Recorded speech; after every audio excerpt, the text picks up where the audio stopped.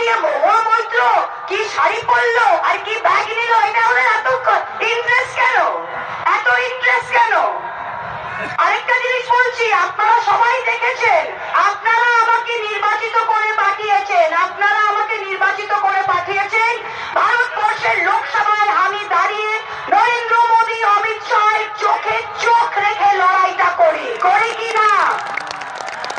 আমি ওদের বাবা ঠাকুরদাদের চোখ রেখে লড়াইটা করি, আর তাদের কোন চুলোপুটি এসে এখানে বাজে কথা বলবে আমার এইটুকুনি গায়ে লাগে না, আমার এইটুকুনি গায়ে লাগে না।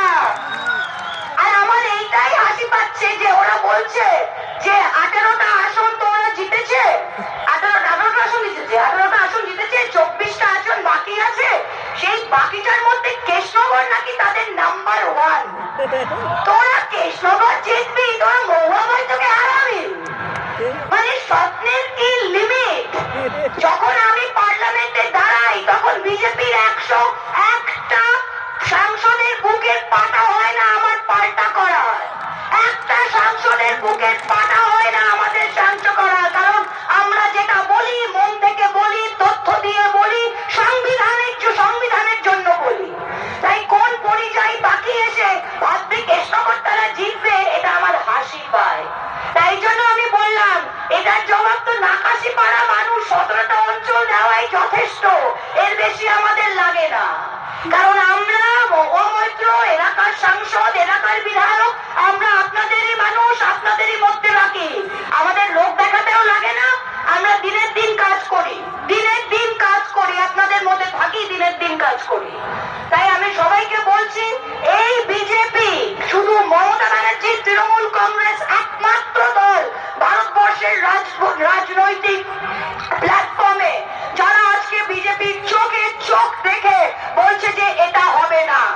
সেদিন তো আমি আর কল্যাণদা গেলাম দিল্লিতে, কেন বলে রিমোট ভোটিং মেশিন হবে। রিমোট ভোটিং মেশিন কি জানেন?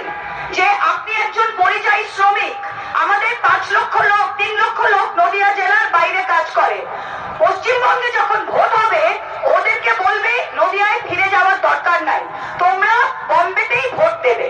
তখন আপনি একটা কোম্পানিতে কাজ করেন বম্বেতে, সেই কোম্পানির লোক এসে বলবে এই যারা যারা আছিস সবাই বিজেপিকে ভোট দে। আমরা আটকাতে পারবো? আটকাতে পারবো না। আমাদের এখানে মডেল কোড অফ কন্ডাক্ট হবে, ওখানে আটকাবো কি করে? আমাদের এখানে বুথ এজেন্ট দেবো, যদি কেউ মহারাষ্ট্রায় ভোট দেয় সেখানে বুথ এজেন্ট দিতে পারবো? তাহলে আমি আর কল্যাণদা প্রথমে বললাম এটা হবে না, আমরা মেশিন দেখবো না, এই মেশিনটা হবে না। আমাদের জন্য সব পার্টি একসাথে ঝামেলা করলো, এই রিমোট ভোটিং মেশিন আমরা বন্ধ করিয়ে দিলাম। আজকে ভারতবর্ষের গণতন্ত্রে আরেকটা যদি আমরা লাইফ লাইন দিয়েছি, সেটা কিন্তু তৃণমূল কংগ্রেস দিয়েছে। আমি বেশি বক্তব্য দীর্ঘায়িত করবো না, আমার বক্তব্য আপনারা সবসময় শোনেন।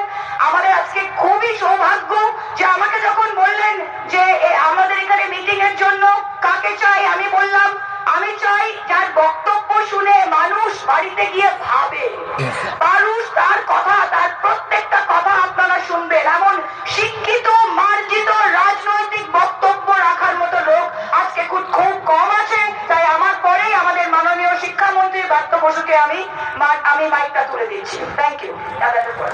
এবারে আপনাদের সামনে বক্তব্য রাখছেন আমাদের আজকে এই সভার প্রধান বক্তা, আমাদের পশ্চিমবঙ্গের মাননীয়